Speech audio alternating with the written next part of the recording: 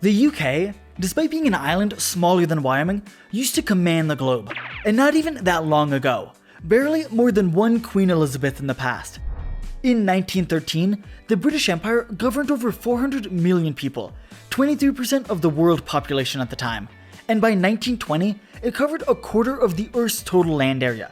Just imagine how ridiculous it would be if in 100 years, Wyoming gathered up all their cattle and took over the world. Every country would suddenly look like this.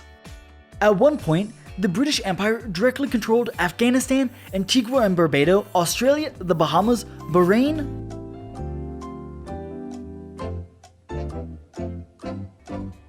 Vanuatu, Yemen, Zambia, and Zimbabwe.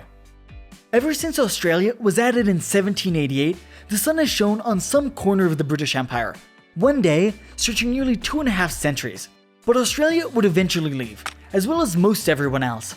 Of the 195 countries in the world, 163 celebrate some form of Independence Day, and more than a third of them celebrate independence from Britain.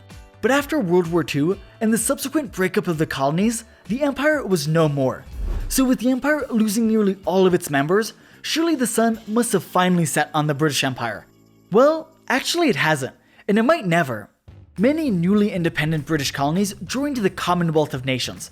Some, like Canada and Australia, have Queen Elizabeth as their official monarch. They're still independent states that just happen to have the same queen. Today, the once great empire has been whittled down to just 14 colonies.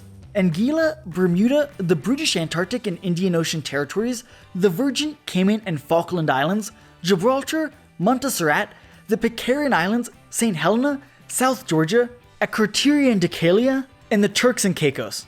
So, with these 14 colonies, will the sun ever set on the British Empire? Well, in about 7.5 billion years, the sun will swell to more than 200 times its current size, swallowing the Earth and destroying everything we hold dear, including the British Empire. But that's kind of cheating, so what about before that? Well, countries do leave the empire fairly often, with Hong Kong being handed off, liberated, by the People's Republic of China when the clock struck midnight on July 1st of 1997. Basically, countries trade 6.5 million people like we trade baseball cards. Even if all borders stayed the same, the sun probably wouldn't set for a few millennia.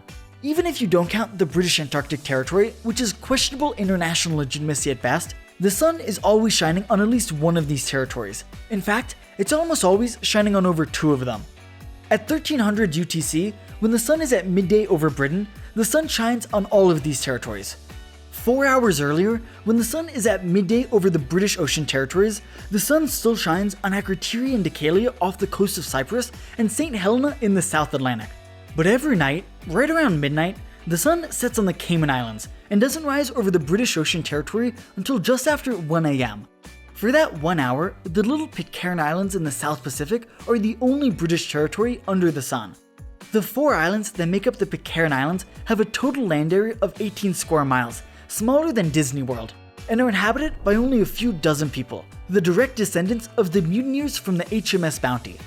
The islands are more than 6,500 kilometers from their nearest tea-sipping neighbors in the Falklands, and are the only British soil over nearly half the planet.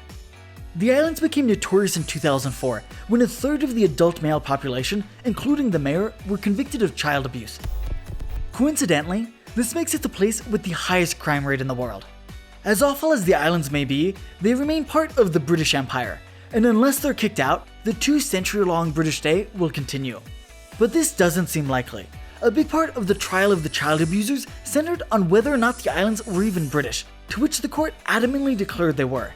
The island was literally founded by mutineers who burned their British ship as a big FU to the empire, and then a sixth of the island got arrested for crimes, and Britain still won't give them up, so chances are they never will. So does this mean the day will last forever? Well, despite Britain's best wishes, there's more than one way to force the sun to set on the Pitcairn Islands. Sea levels could rise by as much as 2.5 meters by 2100. In the last decade, more than a dozen islands have been swallowed up by the sea. And besides rising seas, powerful storms can wipe an island off the face of the map. In 2018, as Hurricane Walaka was making its way across the Pacific, it passed over the Hawaiian Islands, including an archipelago about 900 kilometers northwest of Honolulu.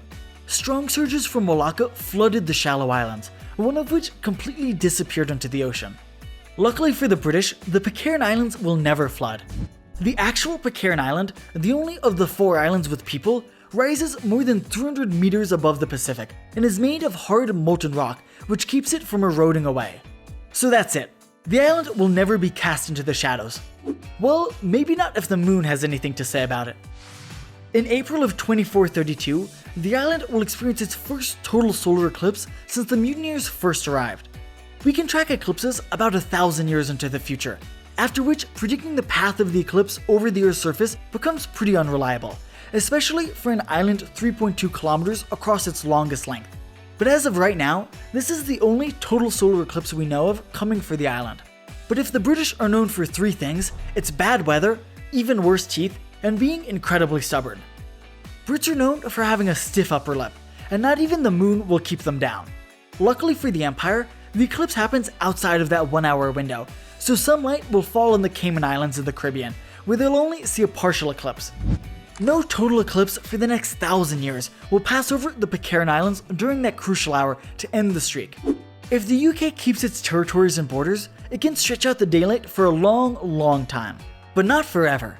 Statistically, sometime in the next few millennia, an eclipse will come for the island, and the sun will finally, even if only momentarily, set on the British Empire. Unless they manage to set up a space colony first. If you liked the video, be sure to subscribe with notifications on so you never miss an upload. As always, have a great day, and remember, there's always more to learn.